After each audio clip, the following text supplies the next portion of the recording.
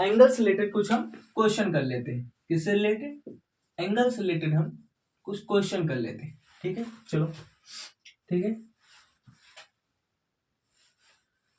इसका नाम रख देते हैं कुछ ए, इसका नाम रख देते हैं कुछ बी। इसका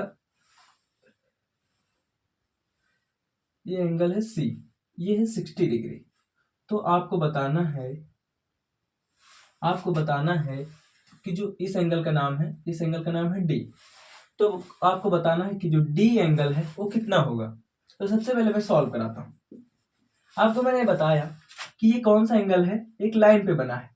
पूरा एंगल देखें तो कौन सा एंगल है? स्ट्रेट एंगल है। स्ट्रेट एंगल है ना। और एक बात हमेशा ध्यान रखना, जो स्ट्रेट एंगल होता है वो हमेशा कितने डिग्री का होता है? 180 डिग्री का होता है। कितने डिग्री का होता है? 180। मतलब इस एंगल को, ये एंगल और ये एंगल दोनों मिलाकर कितना होगा? 180 डिग्री होगा। समझ में आ रहा है? मतलब angle C plus angle D बराबर कितना होगा? 180 डिग्री होगा। एंगल सी कितना दिया गया है? 60 डिग्री। एंगल डी हमें निकालना है, is equal to 180 degree. Angle D को हम इधर रोक लेते हैं। और हमें पता है अगर इधर कोई चीज प्लस में है तो उधर जाके क्या हो जाता है? राइट साइड में जाके माइनस में। अगर इधर कोई चीज माइनस में तो उधर जाके प्लस में। इधर मल्टीप्लाई में तो उधर जाकर डिवाइड में। इतना बेसिक आता होगा, आई होप मुझे। तो इधर 60 प्लस में तो उधर क्या हो जाएगा? माइनस में। तो 180 से अगर 60 को माइनस करेंगे तो एंगल डी कितना आ जाएगा? 120 डिग्री। कितना आ जाएगा? एंगल डी कितना आ गया? 120 डिग्री। है ना इजी? एंगल डी कितना आ गया? 120 डिग्री। तो आपको मैं क्वेश्चन दे रहा हूं, अब बताइए। ये मैंने क्वेश्चन दिया, ये दे दिया मैंने 30 डिग्री, ये दे दिया मैंने 50 डिग्री। अब बताओ ये कितना होगा? ये एंगल ए है, ये बी है और ये सी है। आपको बताना है कि एंगल सी कितना होगा। एंगल सी कितना होगा? तो कैसे निकालेंगे? हमें पता है कि angle A plus angle B plus angle C is equal to 180 degree. क्यों? क्योंकि तीनों एंगल किस पे? ये पूरा क्या है? पूरा क्या है? स्ट्रेट एंगल है। क्योंकि ये क्या है? स्ट्रेट एंगल है। कौन सा एंगल है? स्ट्रेट एंगल है। ऐसे करने का तरीका सीखो। यहां डालो सॉल्यूशन, फिर यहां लिखो सिंस। सिंस क्यों? मतलब ये एक स्ट्रेट एंगल, इसलिए तीनों का सम कितना होगा? 180 डिग्री। अब देखो एंगल ए कितना दिया गया? 30 डिग्री। एंगल बी कितना दिया गया? 50 डिग्री। एंगल सी हमें फाइंड करना है। ओके, तो इसको ऐड कर लेते हैं। 30 और 50 कितना हुआ? 80 डिग्री। प्लस में angle C is equal to 180 degree. तो एंगल सी को इधर रोकते हैं, उधर 180 से 80 को माइनस करेंगे तो कितना बचेगा? Angle C is equal to कितना आ जाएगा? 100 डिग्री। समझ में आया? एंगल सी कितना हो जाएगा? 100 डिग्री हो जाएगा। आपको मजा आ रहा होगा, बहुत इजी होते हैं। ठीक है, समझ में आ रहा है? अब मैं आपको कुछ होमवर्क देता हूँ, इसको आपको करके फिर कमेंट में इनका आंसर बताना है। ठीक है, जैसे मैं होमवर्क नंबर ए ये दे दिया, ये है 20 डिग्री और आपको ये बताना है, इसका नाम है ए, इस बी बताना है। ठीक है, एंगल बी बताना है। ओके, सुनना, एक दे रहा हूं, ये आपका 60 डिग्री और ये आपका 30 डिग्री। तो आपको बताना है कि ये कितना होगा। इसका नाम है पी, इसका नाम है क्यू, इसका नाम है आर। आर एंगल बताना। नीचे मैंने बना दिया, कोई प्रॉब्लम? पूरा सम कितना होगा? 180। नीचे ऊपर से कोई प्रॉब्लम नहीं होना चाहिए। ठीक है, मैं थर्ड एंगल दे रहा हूं, ये है 30 डिग्री, ये है 20 डिग्री, ये है 60 डिग्री। तो इस एंगल का नाम बताओ। ये है ए, ये है बी, ये है सी और ये है डी। तो आपको कौन सा एंगल फाइंड आउट करना है? D angle. एंगल डी की वैल्यू बताना, इसमें एंगल आर बताना, इसमें एंगल बी बताना। ये 3 क्वेश्चन आपके होमवर्क है। ठीक है, नोट कर लीजिए, फिर मैं इरेज करता हूं। 360 की बात कर लिया।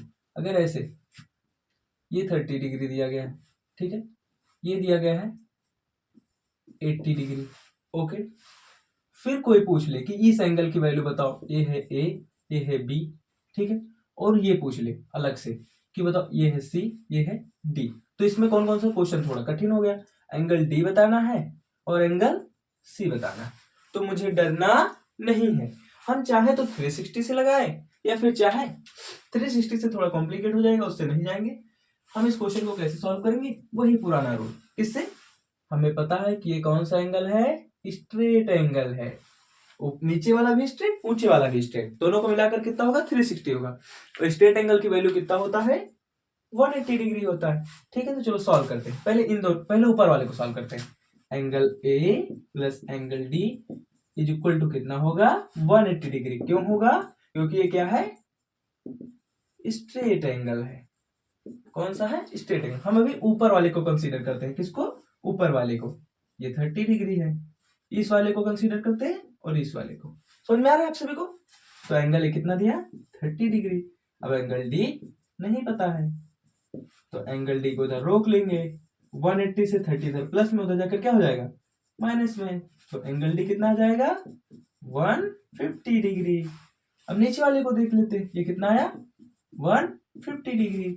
अब नीचे वाले को देखते हैं, angle C plus angle B is equal to कितना होगा, 180 डिग्री। क्यों होगा, क्योंकि क्या है, स्ट्रेट एंगल है। और हमें पता है कि स्ट्रेट एंगल कितने डिग्री के होते हैं, 180 डिग्री के होते हैं।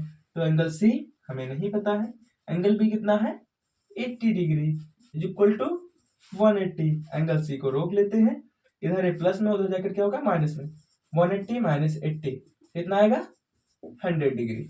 तो एंगल सी कितना आ गया, 100 डिग्री। ओके, चलो चेक करते हैं। चेक क्या करते हैं, मैंने क्या बताया था कि जो कंप्लीट एंगल होता है, जिसको चारों तरफ का एंगल, मतलब ये एंगल 1 2 और एक 3 और एक 4, ये चारों एंगल का सम कितना आएगा, 360 आएगा। तभी तो इसको कंप्लीट एंगल बोलेंगे। चलो देखते हैं, ये कितना है, 150। क्या, angle D plus angle A plus angle B plus angle C, है ना, चार एंगल इज इक्वल टू कितना आना चाहिए, 360 आना चाहिए। चलो देखते हैं, एंगल डी की वैल्यू कितना है, 150, angle A 30 degree, angle B 80 degree, angle C 100 degree is equal to 360। देखते हैं 360 आता है कि नहीं। 150 और 30 क्या हुआ, 180 हुआ।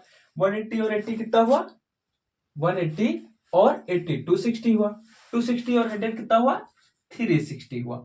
मतलब ये बात सही है।